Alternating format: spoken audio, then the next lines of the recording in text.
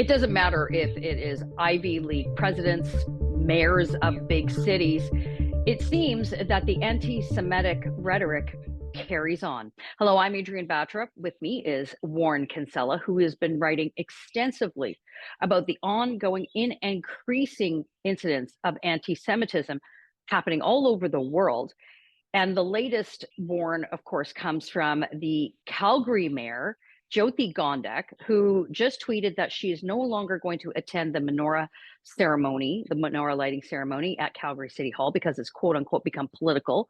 So this mayor has decided to lecture the Jewish community about supporting Israel, and then tells them in the same breath why she won't be attending their ceremony. What is going on here?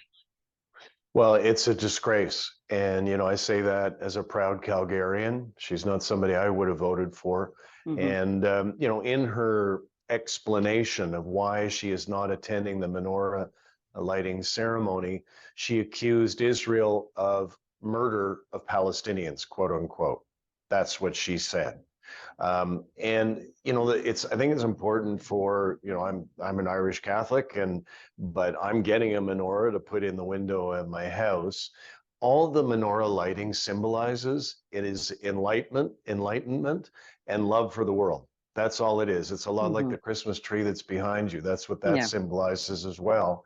And how this mayor can refuse to attend something as peaceful and as wonderful as that, like, shame on her. I know those words get said a lot, but shame on her. She's brought shame on herself. Yeah, look, I'm a Sikh. I got the Christmas tree in the back, and I'm going to have a menorah in the window as well, because that's just what it's about. Is, we all embrace each other, respect each other, but this is a particularly heightened time for our Jewish community.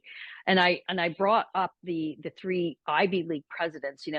Parents would do anything to get their child into Harvard, and how respectful that is, and the desperation to get into a place like Harvard or Princeton or UPenn.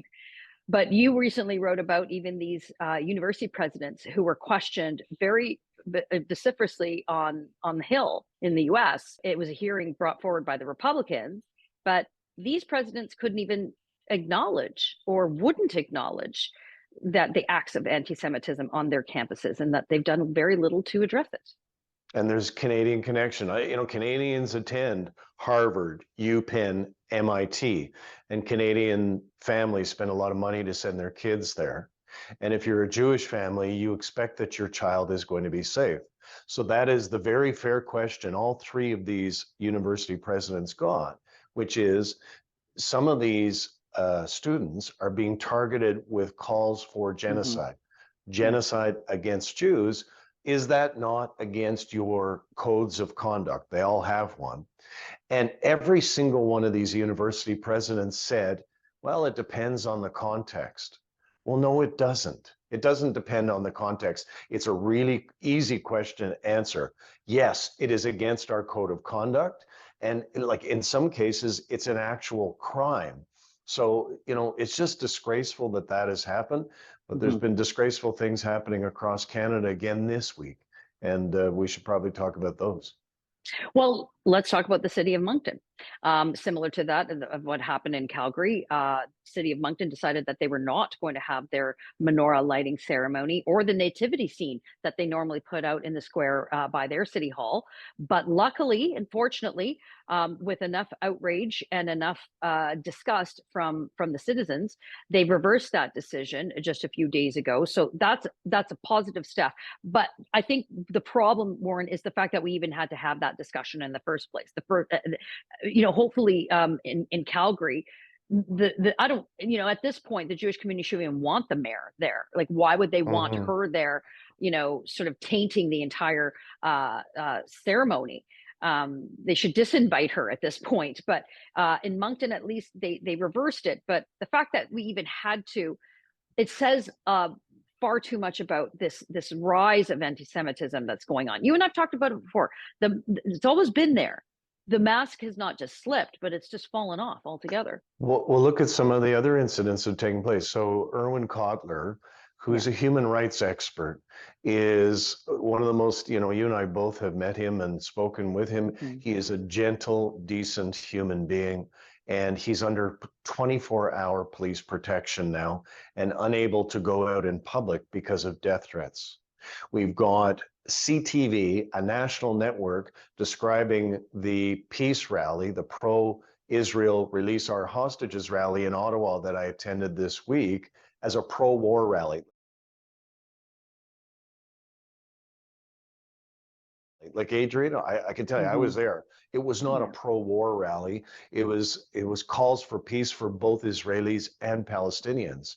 And then you've got the bus company, one of the bus companies that's supposed to be transporting people up to that rally in Ottawa, not even showing up and leaving Jews stranded in Toronto and scrambling to find a way to get to the rally on time. There's crap, there's horrible things happening right across Canada. It wasn't just in front of that congressional committee in the United States, it's happening everywhere. And, again, as our newspaper has repeatedly called, where are the authorities? Where are the police? Where are the Crown prosecutors? And where are the politicians? Because a tweet, thoughts and prayers, it ain't enough. This problem is continuing and it's getting worse. Not only is it getting worse, but the incidences are escalating in some instances, like you mentioned with respect to Mr. Kotler, who crosses party lines with his work on human rights and civil liberties, his work in the law, and not even as a former parliamentarian. This is the state of affairs that we're in today. And some may say, oh, well, that's just one person. No, it's not just one person. Well, one is too many to start with, but anybody that tells me and tells us that these ongoing rallies, what they call the pro-Palestinian rallies, anybody that tells you that they are there for peace, it's not sitting well anymore, Warren. No, it's not. And, too many of them are devolving into hate rallies. They are devolving into that. Like, look what happened in Vancouver this week, and I think we've got some footage of it. It is extraordinary on the Vancouver mass transit system, where these thugs target two older Jewish women. Fortunately, somebody was capturing it on their cell phone, saying the most disgusting things to these women. And they weren't there advancing Palestinian rights. They weren't there, talking about a ceasefire peace. They were making overt and aggressive and intimidating anti-Semitic attacks on two defenseless women. Like it's from one end of the country, from Moncton to Vancouver, we've got this problem. And yes, there are acts of hate happening against the Muslim community as well, but by no means, and check with the police, by no means happening as often it is to Jews in this country. And we really need to step up and start dealing with it, because what's happening is the bad guys, whether they're those thugs in the subway system in Vancouver or somebody at a Menorah lading, they're getting more and more bold. If they see that the authorities are not taking action against them, they're saying, well, what the hell? I'll just keep doing it because I'm getting away with it. And that is a big problem. Like right now, you ask any Jew in this country, the problem that we're seeing, in Canada, not in the United States or anywhere else, is worse than they've ever seen in their lifetimes. And the message to authorities is, Canada, we have a problem. Well, let us know what you think in the comments below, and go to theTorontoSun.com. Hit that subscribe button. You can read commentary from Warren on issues like this and others you will not find anywhere else.